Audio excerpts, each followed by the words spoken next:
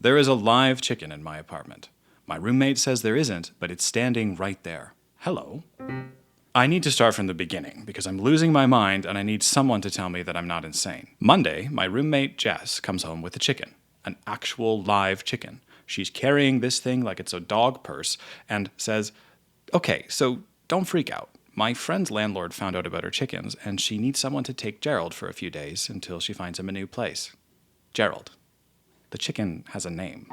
I'm standing there with my grocery bags like, we live in a third-floor apartment.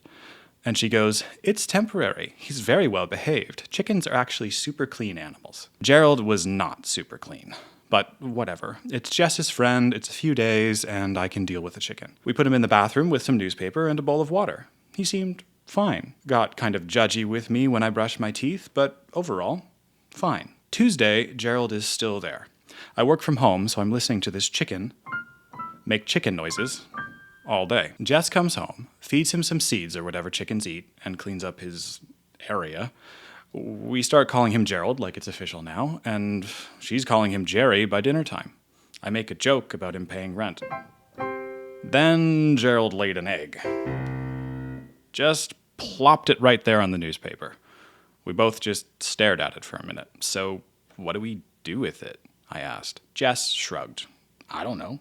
Eat it? Is it safe to eat? I mean, it's an egg, right? People eat eggs." We went back and forth for like another 20 minutes. On the one hand, free egg. On the other hand, it felt weird eating Gerald's egg, like a violation of trust or something. So we decided to keep it, put it in a bowl in the corner of the bathroom. Gerald seemed proud. Wednesday. Gerald's been here 3 days now. I'm starting to get attached, honestly. He's got personality. He tilts his head when you talk to him, makes this cute little grumbling sound when he's annoyed. I sent a video to my sister and she replies, "Why do you have a chicken?" And I'm like, yeah, good question, but here we are. Thursday, and this is where it gets weird. I'm working in the living room and Jess comes home from her shift, walks right past the bathroom, doesn't check on Gerald, doesn't say hi to him, nothing. I go, "Did you feed Gerald?" She says, "Who?" I laugh because obviously she's joking. "The chicken, Gerald, in the bathroom." Blank stare. "Jess, the chicken, your friend's chicken that's been living in our bathroom for 4 days." What are you talking about?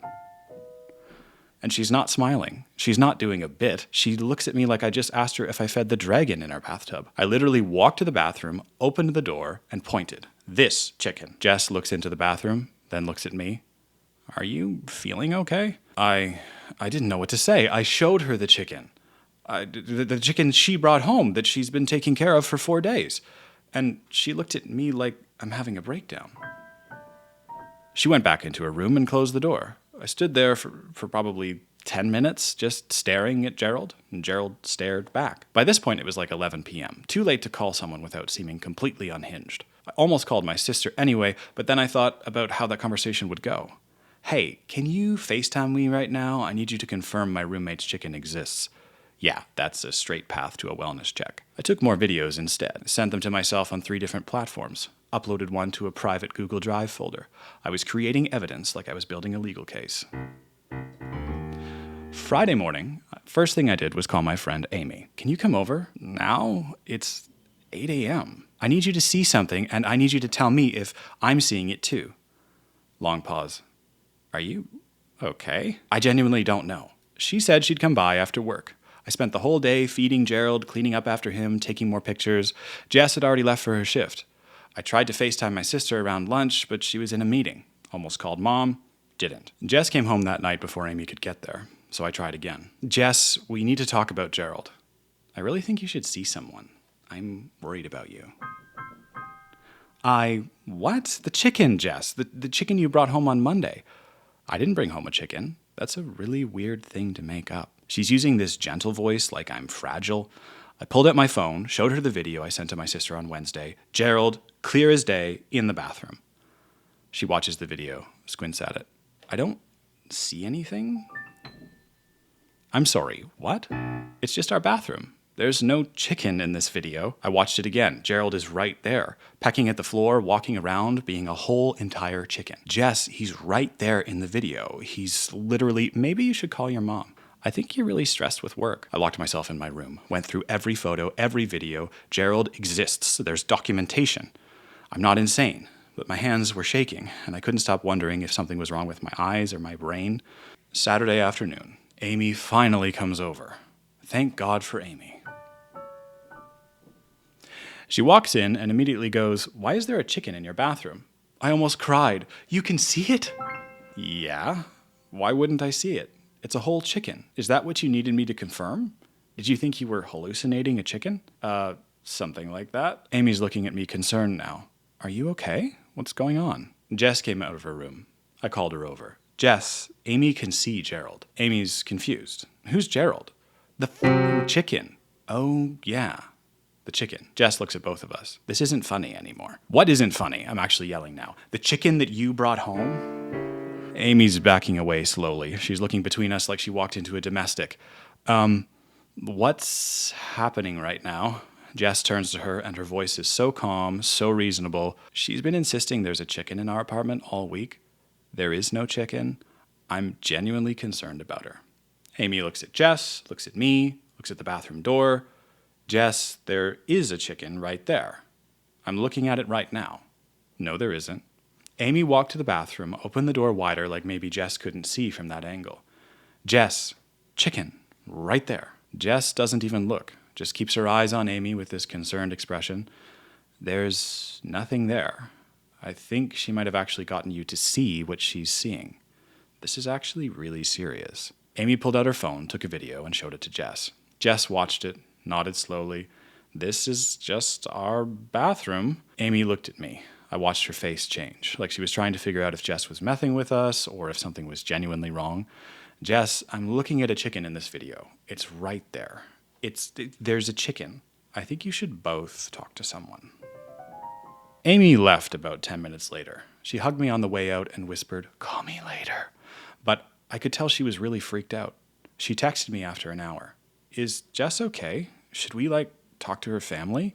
I'm really worried about her. But, what do I even say to that?" Sunday, I barely slept. I FaceTimed my sister and showed her Gerald. She confirmed that he exists.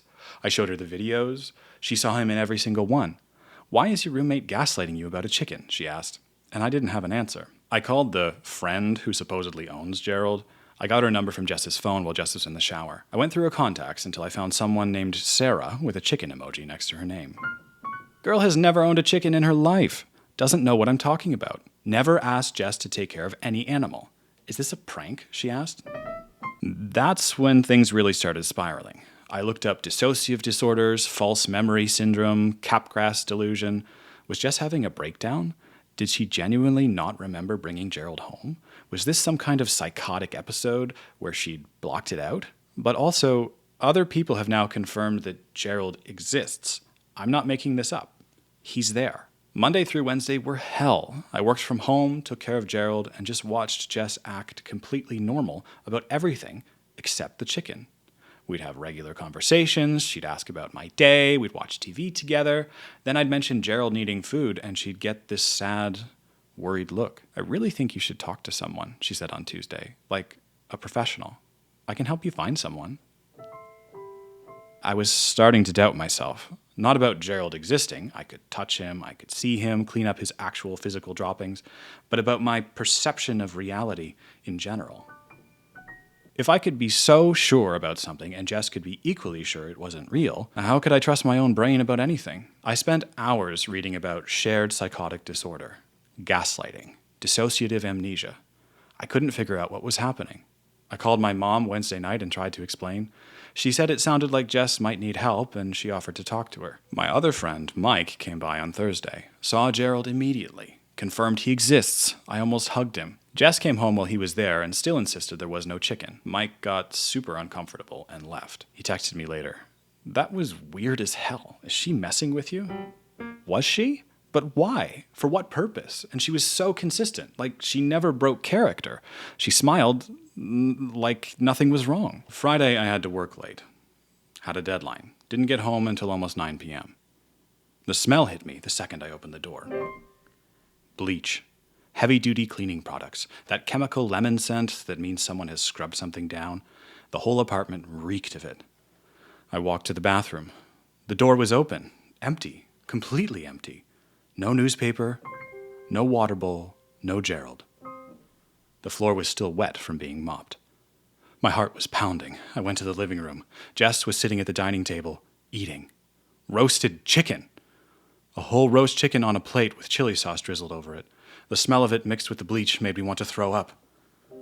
"Where's Gerald?" My voice came out weird. She looked up at me, chewing, and swallowed. "What?" "Gerald, the chicken. Where is he?" She gestured at her plate with her fork. "I'm eating chicken. I bought it from the store earlier. Do you want some?" I couldn't breathe. "That's Gerald." This is a chicken I bought from the grocery store. I was craving roasted chicken. It's quite nice. The receipt's in the trash. Look, if you'd like some, it's pretty good. She took another bite. The chili sauce really makes it. A receipt? This bitch. She thought of everything. You killed him. You killed Gerald, and now you're eating him. Jess put down her fork. Same concerned look. I bought this chicken at the store. Pre-cut, pre-packaged. Then I roasted it. I don't know what you think is happening right now. Where's all his stuff? The newspaper? The bowl? What stuff? I cleaned the bathroom today. It was getting kind of gross. I pulled out my phone, started to dial 911. My hands were shaking so bad, I could hardly hold it. "What are you doing?" Jess asked. "Calling the police." "For what? Because I made dinner?" And that's when I realized. What could I even say? She killed the chicken? Eating chicken isn't illegal. If I said, she killed my pet, she'd just show them the grocery receipt. It's not like she killed a cat or a dog. It's a chicken. People eat chicken every day. I just stood there with my phone in my hand. Jess kept eating. She kept looking at me with that sad, pitying expression. I went to my room and packed a bag. I called Amy, stayed at her place that night. I came back next week with my dad and moved everything out. Jess was weirdly nice about it. "I hope you feel better," she said. "I'm worried about you. Please get help." I couldn't even look at her. I live in a ground floor apartment now. I go to therapy twice a week, and I block Jess on everything. The worst part isn't even what happened. It's that I still have all these videos, all this proof. Gerald existed. Other people saw him, and then he was just gone, turned into dinner while I was at work. I still doubt myself about stupid things now. Keys go missing for a second, and I think, am I losing it? Before I remember, no, keys move. That's normal. I'm not crazy. My roommate just... I don't even know what she did. Edit. No, I'm not in contact with Jess. Yes, therapy is expensive, but it's worth it. Edit 2. Jess's parents called me. They visited her last week and found out she's been living alone since I moved out. They were really apologetic. They said she's had episodes before. It's some kind of mental health issue where they thought they had it under control. They're getting her help. They asked me not to press charges or anything like that. I told them I wouldn't. What could I even charge her with? They seemed relieved. Edit 3. I know a lot of you are saying this is disturbing and I should have done more. I think about that a lot. But at the end of the day, what could I have done? She genuinely believed there was no chicken. I hope she gets the help she needs, and I hope her parents are taking care of it. But I can't be a part of that story anymore. So, that was our story about Gerald the chicken. Let me know in the comments what you thought, and if you have a story for me to share here on the channel, send it to the email in the video description. We're always looking for new ones to share. Thanks for watching to the end. Bye for now.